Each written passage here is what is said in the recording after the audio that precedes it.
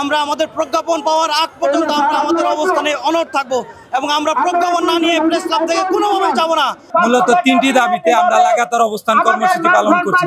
1500 টাকা চিকিৎসা ভাতা, যেখানে সরকারি প্রতিষ্ঠানের শিক্ষক এবং এমপিওভুক্ত প্রতিষ্ঠানের শিক্ষক একই দায়িত্ব পালন করে কেন আমরা কম সুবিধা নিব? আমরা সরকারি স্কুলের সরকারি প্রতিষ্ঠানের শিক্ষকরা 45% বাড়ি ভাড়া পায়, সেখানে আমাদের দাবি মাত্র 20%। এই 20% দাবি ভাড়া পিছনে আমরা বেশ কয়েক বছর ধরে আন্দোলন করে যাচ্ছি, কিন্তু আগের ফ্যাসিবাদী সরকার আমাদের দাবি মানেনি।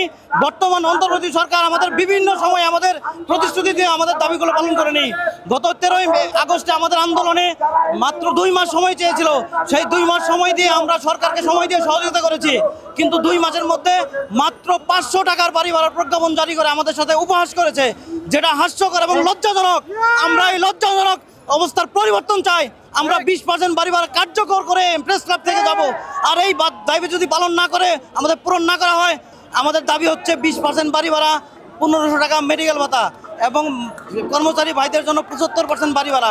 এই মূলত এই 3টি দাবির বিষয়ে আমাদের আজকের এই শিক্ষক আন্দোলন বা এই অবস্থান কর্মসূচি। এমপিওভুক্ত শিক্ষা জাতীয়করণ প্রত্যাশী জোটের মূলত 3টি দাবিতে আমরা লাগাতার অবস্থান কর্মসূচি পালন করছি। তার প্রথম দাবিটি হলো 20% বাড়ি ভাড়া, 1500 টাকা মেডিকেল ভাতা এবং কর্মচারীদের জন্য 75% উৎসব ভাতা।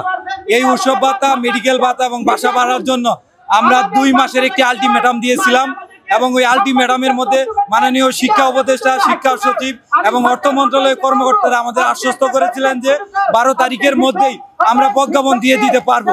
ইতিমধ্যে আপনারা জেনেছেন যে একাধিকবার চিঠি চালাচালি হয়েছে, তারপরেও আজকে পর্যন্ত কোনো প্রজ্ঞাপন হয়নি।